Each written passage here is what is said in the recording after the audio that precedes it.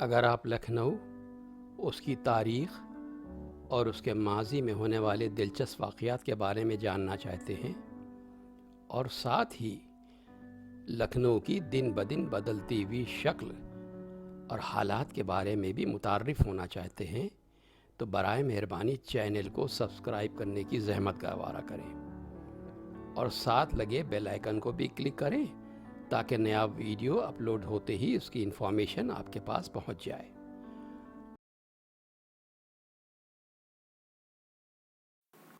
گزرے دور کے لکھنؤ میں کھانے کی اقسام، کھانا پکانا اور کھانا کھانے کے انداز کے بارے میں انتہائی دلچسپ باتیں ہیں جن کو بہت کم لوگ ہی جانتے ہیں۔ کھانے کے سلسلے میں شرفا کا مذاق بہت بلند تھا۔ خواہ خوشحال ہی کیوں نہ ہو، لڑکیوں کو بچپن ہی میں کھانا پکانے کا فن بڑے انہماک سے سکھایا جاتا تھا۔ شادی ہو جانے کے بعد لڑکی اپنی شوہر کے ذوق طعام کے تحت اور ہنرمند ہو جاتی تھی۔ اس طرح ہر گھر کا کوئی نہ کوئی مخصوص کھانا محلے بھر میں شہرت کا مالک ہوتا تھا۔ غریب سے غریب شریف آدمی کے گھر میں خواہ ایک ہی پتیلی پکے، لیکن جو کچھ پکتا تھا لذیذ، خوش رنگ اور خوش ذائقہ ہوتا تھا۔ یہاں تک کہ صرف دال پکتی تو وہ بھی آج کے سالن سے بہتر ہوتی تھی۔ غذاؤں میں یہ اوصاف پکانے والے کے سلیقے اور ہنرمندی سے پیدا ہوتے تھے۔ ہر اہل خانہ کو ہر روز اپنے شوہر کے لیے مخصوص طور پر خود پکانا پڑتا تھا یا پوری طرح باورچی خانے کی نگرانی کرنا پڑتی تھی۔ انہی گھر والیوں کی بدولت کھانا پکانے کے فن میں بہت سی نئی نئی ترکیبیں ایجاد ہو گئی تھی۔ چنانچہ وہ کھانا جو آج سالن کے عام سے مشہور ہے، گھر کی عورتوں کی ایجاد تھا۔ متوسط طبقے کے لوگ بادام کا قورمہ، دال مکھانے کا سالن یا اسی قسم کی دوسری بیش بہا غذائیں اپنے گھر میں پکوانے کے باوجود ارزانی کے مقدرت نہیں رکھتے تھے، لہٰذا ترکاریوں کو گوشت کے ہمراہ پکا کر ایک ایسا مرکب معرض وجود میں آ گیا جو میوہ جات کے سالن کا بدل ہو گیا اور آج تک رائج ہے۔ عمرہ اور روسا کے یہاں ترکاریاں سادہ پکتی تھیں۔ شرفا کے یہاں ہر ترکاری کا گوشت کے ساتھ سالن پکنے کا رواج ہو گیا۔ پہلے بہت لذیذ ہوتا تھا، لیکن اب بھی یہ غذا بہت اچھی طرح تیار کی جاتی ہے۔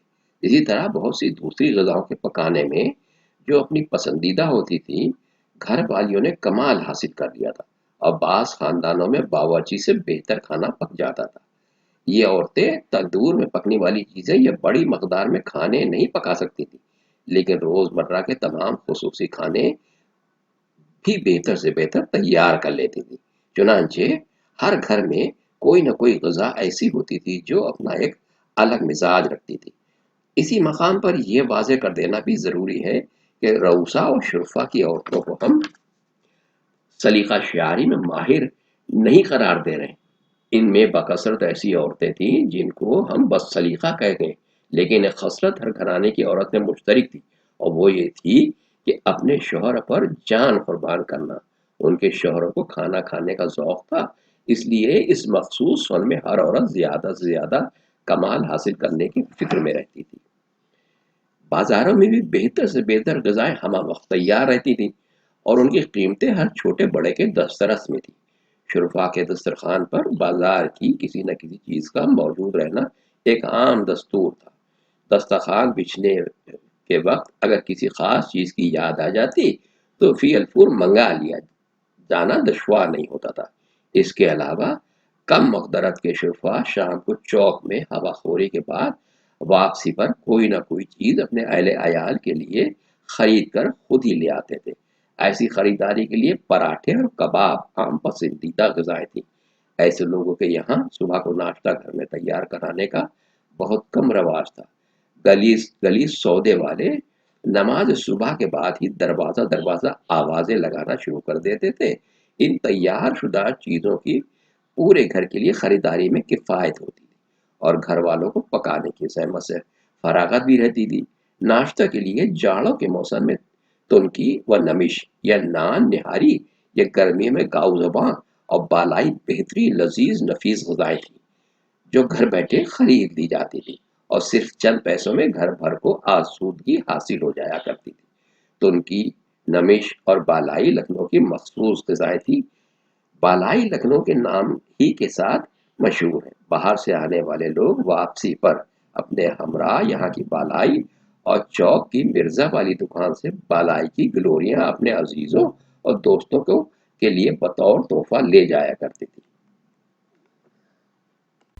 اور پھر جب لکھنؤ کے کھانوں کی بات ہو تو یہاں پکائی جانے والی ایک خاص اور عجیب و غریب روٹی جو ساری دنیا میں کہیں نہیں بنتی، جسے شیرمال کا نام دیا گیا ہے، اس کا ذکر کیا جانا بہت ضروری ہے۔ تاریخ کی کتابوں سے پتہ چلتا ہے کہ نصیر الدین حیدر کے زمانے میں ممدو نام کا ایک ولایتی شخص لکھنؤ کے فرنگی محل میں آ کر بسا اور باورچی کی دکان کھولی، اور اس کی نہاری کی ایسی شہرت ہوئی کہ بڑے بڑے رئیس اور شہزادے تک اس کی نہاری کی قدر کرتے۔ قدردانی نے اس کا حوصلہ بڑھایا اور اس نے شیرمال ایجاد کی، جو آج تک لکھنؤ کا سرمایہ ناز ہے۔ روٹیوں کی بہت سی قسمیں مشہور اور مختلف شہروں میں مروج ہیں۔ ایران سے مسلمان خمیری روٹیاں کھاتے اور ہندوستان کی سرزمین میں تندور گاڑتے ہوئے آئے تھے، مگر اس وقت سادی روٹیاں تھیں جن میں گھی کا لگاؤ نہ تھا۔ ہندوؤں کو پوریاں تلتے دیکھ کر مسلمانوں نے توے کی روٹیوں میں گھی کا جز دے کر پراٹھے ایجاد کیے، اور پھر ان میں متعدد پرتیں اور تہیں دینا شروع کی۔ پھر اسی پراٹھے میں پہلی ترقی ہوئی کہ باقر خوانی کا رواج ہوا، جو ابتداً عمرہ کے دسترخوان کی بہت تکلفی روٹی تھی۔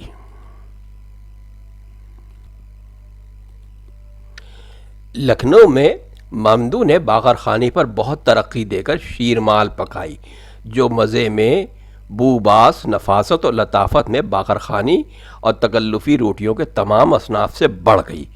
شیرمال آج تک سوا لکھنؤ کے اور کہیں نہیں پکتی، اور پکتی بھی ہے تو ایسی نہیں پک سکتی۔ چند ہی روز میں شیرمال کو ایسی عام مقبولیت حاصل ہوئی کہ وہ لکھنؤ کی نیشنل روٹی قرار پائی، یہاں تک کہ جس دعوت میں شیرمال نہ ہو وہ مکمل نہیں سمجھی جاتی۔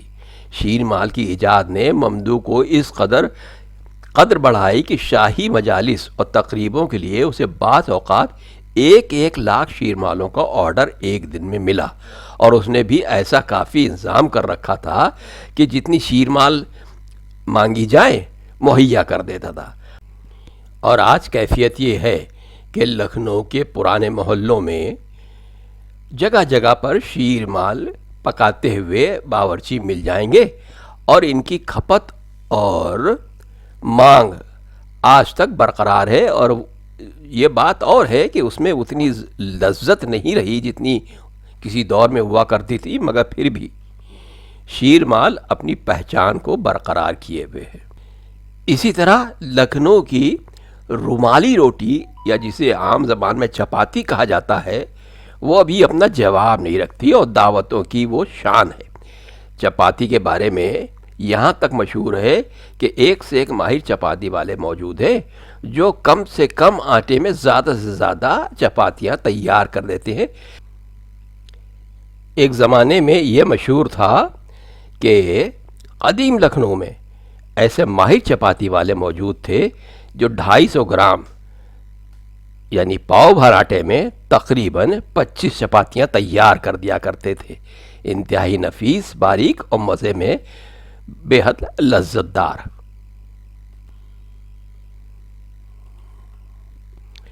شیرمال سے بھی زیادہ مزیدار نان حبیبی ہوتی ہے، جو خاص اہتمام سے پکوائی جاتی ہے، اور یہ وہی رکابدار اسے تیار کر سکتے ہیں جو واقف ہیں، اور باورچیوں کو دعویٰ ہے کہ لکھنؤ کے باورچیوں سے اچھی نان حبیبی کوئی نہیں پکا سکتا۔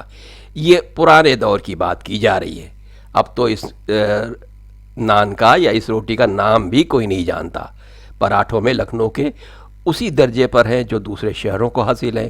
اس میں یہ ظاہر کوئی خاص ترقی نہیں ہوئی، لیکن کہا جاتا ہے کہ دلی کے اچھے نان بھائی بہت اعلیٰ درجے کے پراٹھے پکاتے ہیں، اور سیر بھر آٹے میں پورا سیر بھر گھی کھپا دیتے ہیں۔ کچھ لوگوں کا کہنا ہے کہ جب انہوں نے دلی کے نان بھائیوں سے پراٹھے تیار کر کے کھائے، بے شک انہوں نے گھی تو خوب خرچ کر دیا تھا، مگر چونکہ آٹے کے اندر گوندتے وقت گھی نہیں دیا تھا، اس لیے وہ اسی وقت تک کھانے کے قابل تھے جب تک تازے نہ کھا لیے جائیں، ٹھنڈے ہوتے ہی چمڑے کی مانند ہو گئے۔ روٹی کو توڑ کے اور اس میں گھی شکر ملا کر مل دینا ایک عام اور معمولی غذا ہے جس کا اکثر فاتحوں نیازوں میں زیادہ رواج تھا، مگر شاہی باورچی خانے کے یہاں کے باورچی ایسا لطیف ملیدہ تیار کرتے تھے جو بعض فرمانرواؤں کو نہایتی مرغوب تھا، اور تعریف یہ تھی کہ منہ میں لقمہ لیتے ہی شربت بن جائے اور معلوم ہو کہ چبانے یا منہ چلانے کی مطلق ضرورت نہیں۔ اسی روٹی کے سلسلے میں یہاں تک ترقی ہوئی کہ صرف دودھ کی پوریاں پکائی جانے لگیں جن میں آٹے کا بالکل جز نہ ہوتا، صرف دودھ کی جبن میں گوندے ہوئے میدے کی شان پیدا کر لی، اور آخر میں یہاں تک ترقی ہوئی کہ دودھ کی گلوریاں اور دیگر اقسام کی چیزیں تیار ہونے لگیں۔ اسی طرح خالص دودھ کی پنجیری دسترخوانوں پر آتی جو بہت ہی نفیس اور لطیف غذا اور عمرہ کو بہت پسند تھی۔ لیکن مسلمانوں کی نیشنل ڈش یعنی قومی غذا پلاؤ اور قورمہ ہے، لہٰذا سب سے زیادہ نزاکت اور لطافت انہی چیزوں میں دکھائی دی۔ ان باتوں سے یہ اندازہ ہوتا ہے کہ لکھنؤ یعنی گزرے ہوئے لکھنؤ میں کتنا نفیس انداز کے کھانے کھائے جاتے تھے اور اتنی اقسام موجود تھیں کہ جن کا ذکر کر پانا تقریباً مشکل ہے۔ بہرحال ان باتوں سے یہ تو اندازہ ہوتا ہی کہ لکھنؤ کے لوگ کس قدر نفاست پسند، کتنے شوقین اور کتنے الگ انداز کے، جدا انداز کے ہوا کرتے تھے۔ گو آج بھی کھانے کا سامان مہیا ہے، لیکن ایسا لگتا ہے کہ جیسے لکھنؤ اپنا وہ پرانا انداز، وہ اپنی لطافت و نزاکت اور اپنی پرانی تہذیب و تمدن، اپنے طور طریقوں کو کھوتا جا رہا، بھولتا جا رہا ہے۔